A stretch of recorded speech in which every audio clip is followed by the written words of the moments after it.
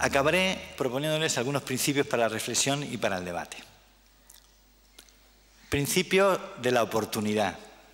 No perdamos oportunidades.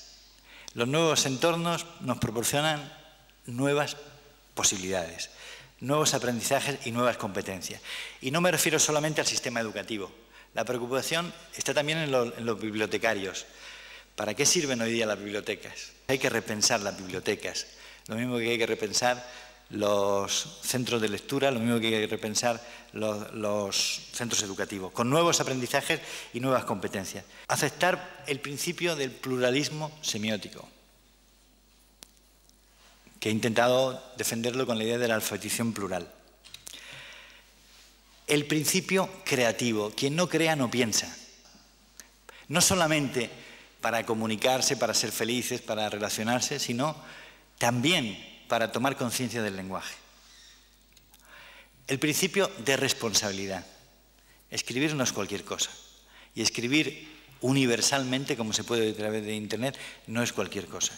Hay que reinventar la ética de la expresión, de la escritura y de la comunicación.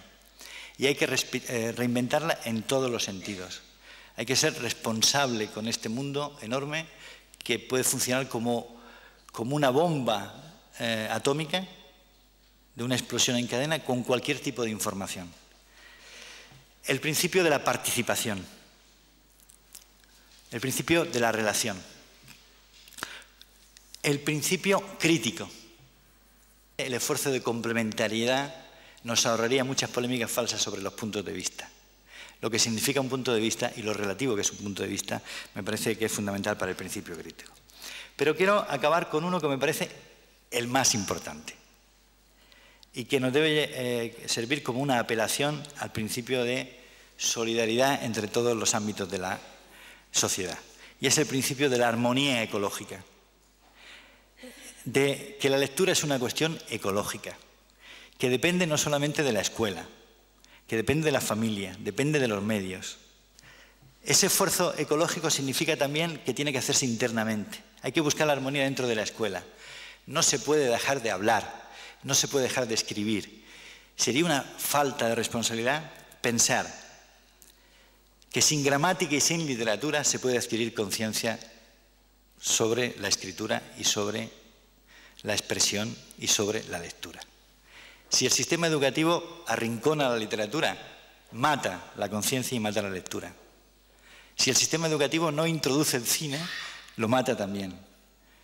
Si las competencias no se entienden, no como habilidades simples, sino como complejas, como dice Gardner cuando habla del conocimiento profundo. No hay un conocimiento profundo que no dure más de 10 años. La lectura es más difícil que tocar el violín. No es algo que se estimula más que superficialmente con el masaje. Necesita mensaje y el mensaje necesita profundidad.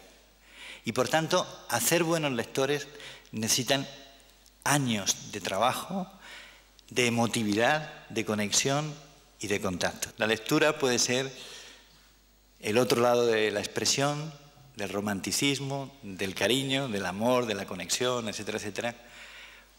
Puede ser también un acto metalingüístico para comprender la gramática o la ortografía de una expresión.